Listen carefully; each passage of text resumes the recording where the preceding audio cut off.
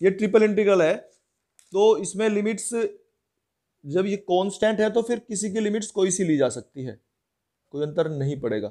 लेकिन इस क्वेश्चन में तो इसने लिख भी रखा है कि ये x की लिमिट है ना, ये लिखा ना x इक्वल टू 0, ये y की लिमिट्स हैं और ये z की लिमिट्स है। अगर ये लिखता है तो फिर तो वैसे ही लेनी है जैसे ही लिखता है, और ये अगर नहीं लिखता है तो फिर वहां पे फंक्शन हमारा वो सिमेट्रिक फंक्शन होता है, अगर कहीं नहीं लिखता है। यहाँ सिमेट्रिक नहीं है, एक्स स्क्वायर वाई जेड ये सिमेट्रिक नहीं है। तो हाँ, अब इसको कैसे करेंगे भाई, तीनों कांस्टेंट तो कोई से को इसको पहले कर सकते हैं हम यहाँ पे इसका इंटीग्रेशन, लेकिन फिर भी हम अपनी सुविधा के लिए डी जेड है तो जेड का ही पहला इंटीग्रेशन करेंगे, तो वही तरीका है सिंपल। तो 0 to 1, 0 to 2 और एक्स स्क्वायर वाई और जेड का हो जाएगा Z square by 2, integration by 2 constant है बाहर लिख लिया, और जेड की लिमिट्स फ्रॉम 1 to 2, और बाकी बचे हुए हमारे डी एक्स डी वाई। इसकी लिमिट रख लेंगे, कितना जाएगा बताओ भाई, 2 2 4 और -1 3 आ गया, बाहर निकाल लो, 3/2 बाहर आ गया। लिमिट्स 0 to 1 और 0 to 2, और बचे क्या है एक्स स्क्वायर वाई और डी एक्स डी वाई। अब किसको करोगे, अब वाई का कर लेंगे, तो वाई का बता दो क्या आ जाएगा, 3/2 0 to 1 और एक्स स्क्वायर, और वाई का हो गया वाई स्क्वायर बाई 2, 2 हमने बाहर लिख लिया, और लिमिट्स वाई की हो जाएंगी 0 to 2। ठीक है, अब इसको सोल्व कर लेंगे तो 3/4 आ जाएगा, और वाई की लिमिट रखेंगे तो वही कितने जाएंगे 4, तो 4 को बाहर लिख लेंगे, और लिमिट्स अब ये बचती हैं 0 to 1 और x और dx। ठीक है, dx बचा है केवल, और इसका क्या हो जाएगा 4 से 4 कैंसिल, और x का x स्क्वायर बाई 2 को बाहर लिख लिया, 0 to 1 लिमिट 1 आ जाएगा ये रख के, तो इस तरह से इसका आंसर 3/2 आ गया निकल के। तो ऐसे ट्रिपल इंटीग्रल सोल्व करते हैं। देखो हाँ, अभी ये एक्स स्क्वायर था यहाँ पे है ना, ये छोड़ दिया हमने, तो एक्स स्क्वायर का जब इंटीग्रेशन करेंगे तो x³/3 आएगा, ये x³/3, 2 नहीं आने का, x³/3, 3 से 3 कैंसिल हो जाएगा, और x की लिमिट रखेंगे तो ये 1 आ जाएगी। ठीक है, इस तरह से कर लेंगे इसे। लिमिट्स का देख के पता करना है लिमिट्स कौन सी किसकी हैं, अगर इसने ना लिखा हो तो बता सकते हो लिमिट कौन सी किसकी हैं। इसमें चूंकि x और y है तो ये z की लिमिट है। ठीक है, ये z की फाइनाइट मतलब z की डेफिनेट होगी, z की है लिमिट, ये z की है तो फिर ये y की है क्योंकि इसमें x आ रहा है। ठीक है, ये z की होगी, ये y की होगी, तो फिर ये x की बचती है। इस तरह से लिमिट को हम डिसाइड करते हैं कि कौन सी किसकी है।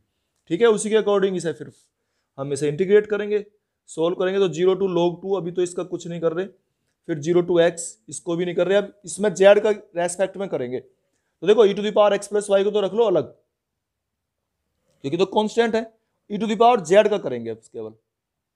ठीक है, तो e⁻z क्या हो जाएगा, e⁻z इसका इंटीग्रेशन, और अब इसकी लिमिट्स रख लेंगे क्या है 0 to x + log y। ठीक है, और बाकी बचे हुए क्या है dx dy। अब देखना इसको कैसे हम सोल्व कर रहे हैं। 0 to log 2, 0 to x e⁻x + y, और इसकी लिमिट्स रखेंगे क्या रखी जाएंगी x और प्लस log y और माइनस e⁻0 और dx dy। e⁻0 तो 1 हो गया, चलो ठीक है। आगे 0 to log 2, 0 to x e⁻x + y, इसमें भी आप इन्हें अलग अलग कर लो, e⁻x × e⁻y है, और इसको e⁻x × e⁻log y बता सकते हो, e⁻log y क्या होता है, और dx dy, तो e⁻log y तो y हो गया। ठीक है, कर लो इन्हें, अब मल्टीप्लाई कर लो अंदर, 0 to log 2, 0 to x इसकी अंदर मल्टीप्लाई करेंगे तो e⁻2x और y e⁻y। ठीक है ना, ये तो y आ गया हमारा, और ये e⁻y आ गया, तो y e⁻y, और फिर इसकी यहां भी मल्टीप्लाई करेंगे, माइनस e⁻x × e⁻y, और बाहर dx dy, बल्कि अब इसको dy इधर ले लो, dx इधर ले लो, क्योंकि y वाले का हम इंटीग्रेशन करेंगे। अब y वाले का इंटीग्रेशन करो तो क्या हो जाएगा 0 to log 2, और y देखो e⁻2x का तो कुछ होना ही नहीं है, तो कांस्टेंट है। ठीक है, और y e⁻y का इंटीग्रेशन क्या होगा, y into e to the power y क्या होगा, first function integration of second और minus integral of differential of first, integral of differential of first y का 1 और इंटीग्रेशन ऑफ सेकंड ये आ जाएगा e to the power y।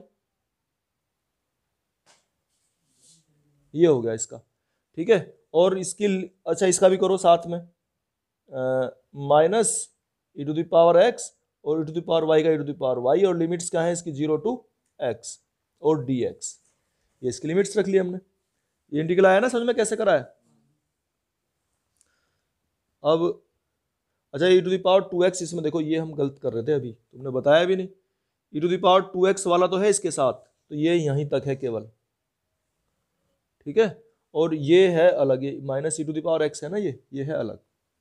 चलो अभी से आगे सोल्व कर लो, तो जाएंगे 0 टू log 2, इसकी इसमें करेंगे लिमिट्स रखेंगे, लिमिट्स रखेंगे तो क्या होगा, ई टू द पावर 2x और ये e to the power x, y की जगह x रख रहे हैं ना, और ये है x, तो जाएगा x e to the power 3x। फिर यहां पे कितना हो जाएगा, minus E to the power 3x। 0 रखने पे क्या आएगा, 0 रखने पे ये 0, ये आएगा केवल ई टू द पावर 0, 1 हो गया। तो ये माइनस यहाँ पहले से ही है तो ये प्लस आएगा और E to the power 2x, ठीक है। फिर इस पे आ जाओ, इस वाले पे, इसमें क्या रखेंगे हम, यहाँ भी लिमिट 0 टू x थी, यहाँ इसमें क्या करोगे, minus E to the power x और x रखने पर ये e to the power 2x, ठीक है। फिर 0 रखेंगे तो ये माइनस तो पहले से ही है, और ये 0 रखेंगे तो ई टू द पावर 0 1, तो ये जाएगा plus e to the power x। बस अब केवल यही हमारा बचा हुआ है और बाहर हो गया dx। अच्छा plus e to the power 2x और minus E to the power 2x तो कैंसिल ही हो गए। अब जो ये बचे हैं इनको इंटीग्रेट करेंगे हम। चलो तो इसका इंटीग्रेशन करते हैं, जगह नहीं। अच्छा अब देखो इसको, ये 0 टू log 2 इसे लिख लेते हैं, क्या क्या बचे हैं हमारे, लिमिट्स हैं from 0 to log 2 x e to the power 3x और minus E to the power 3x, ठीक है, ये हो गया, और plus e to the power x, ये हमारे रिमेनिंग टर्म्स हैं, और dx। और इसको अब इंटीग्रेट कर लेंगे हम, तो इसको कैसे करेंगे, first function integration of second e to the power 3x का बाई 3 आ जाएगा, first function integral of second minus integral of differential of first into integration of second, तो ये बाई 9 आ जाएगा एक बार, और फिर दूसरी बार इंटीग्रल के अंदर रहेगा, है ना। अच्छा ये हो गया, फिर इसका करेंगे तो ये हो जाएगा minus E to the power 3x और बाई 3, और फिर इसका करेंगे तो ये plus e to the power x, और लिमिट्स फ्रॉम 0 टू log 2। अब इसमें रख लो ये लिमिट्स, देखो पहले तो log 2 ही रखेंगे, तो ये आ जाएगा 1/3 x की value log 2 e to the power 3 log 2 minus 1/9 e to the power 3 log 2 minus 1/3 e to the power 3 log 2 और plus e to the power log 2। फिर 0 रख लो, देखो 0 पे तो 0 हो जाएगा, है ये कितना होगा, प्लस हो जाएगा ना, ये 1/9 ई टू द पावर 0 तो 1 हो गया, और ये भी प्लस हो जाएगा 1/3, और ये माइनस हो जाएगा 1, ठीक है। इस तरीके से हमने इसकी वैल्यू रख ली है सबकी।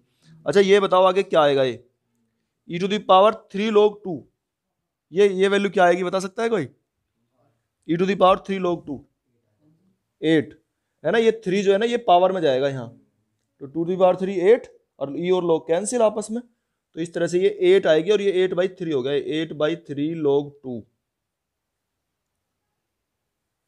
8/3 log 2। आगे चलते हैं इसमें, ये कितना हो गया 8/9,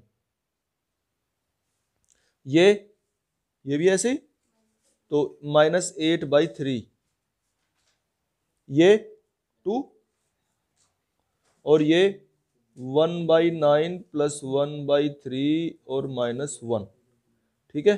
ये इस तरीके से हमने ये यहां तक सोल्व कर लिया है।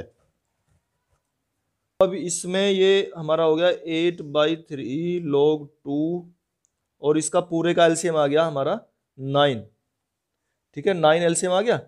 तो ये कितना आ गया यहाँ पे, ये प्लस माइनस 8, 3 3 जा 9 और -24, ये +2 में से 1 गया तो 1 और प्लस के 9, और ये +1 और ये +3, ये इस तरह से हमने सोल्व कर लिया।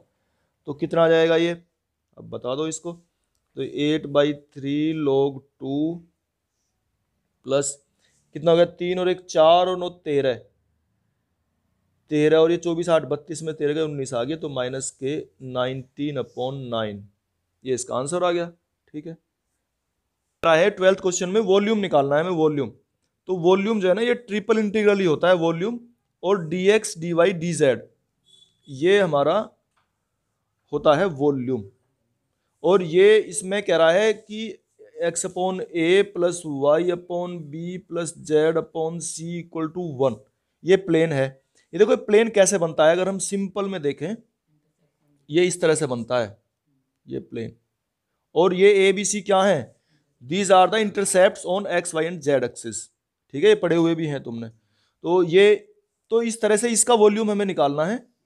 तो इसकी जो लिमिट्स है ना, वो कैसे ली जाती हैं, देखो लिमिट्स जो हमें लेनी है वो, जैसे z की लिमिट है तो 0 to c, ठीक है, और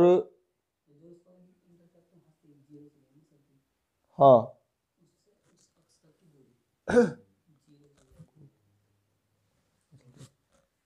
इसमें है ना, देखो एक चीज और भी है, इसकी लिमिट्स और कैसे ली जाएंगी ये भी हमें सोचना है। और हमने लिमिट्स लेनी सीखी भी है इससे पहले एक्सरसाइज में, लेकिन वहां डबल इंटीग्रल था केवल, और इक्वेशन में x और y होते थे, यहाँ x y और z तीनों हैं। तो यहाँ कैसे लेंगे, यहाँ लेने का तरीका यह है कि पहले जैसे वहां पे 1 को 0 लेते थे, y 0 ले लिया तो x की लिमिट निकाल ली। यहाँ हम 2 को 0 लेंगे, पहले y और z दोनों को 0 लेंगे, तो क्या आएगा ये x/a = 1, तो x की वैल्यू आ जाएगी a। तो इस तरह से x की लिमिट्स लेंगे 0 to a, ये सीखना ध्यान से। 2 को 0 लिया था हमने, y को और z को, यहां लिया हमने y को भी 0 लिया और z को भी 0 लिया, तब x की लिमिट निकाली। फिर अब हम केवल z को 0 लेंगे और y की लिमिट निकालेंगे। देखो y की लिमिट क्या निकलेंगी, z को 0 लिया है तो इसको इधर पहुंचाएंगे, और y/b = आ गया हमारा 1 - x/a। तो y = क्या हो गया, b/a और a - x। ठीक है, ये y की लिमिट होंगी 0 to b/a और a - x। फिर z की लिमिट लेनी है तो कोई से को भी 0 नहीं लेंगे। ठीक है, फिर कोई से को भी 0 नहीं लेंगे, तो जब कोई से को भी 0 नहीं लेंगे तो इन दोनों को उधर पहुंचाएंगे। तो देखो z/c = 1 - x/a - y/b, ऐसे लेंगे ना इसे। अब देखो यहां क्या लिखेंगे, 0 to c, और चाहे तो ऐसे लिख लो 1 - x/a और -y/b। ये मैंने शॉर्ट में लिखा है, अगर तुम्हें ध्यान से समझना है ये। तो इस तरह से लिमिट्स ली जाती हैं इसमें।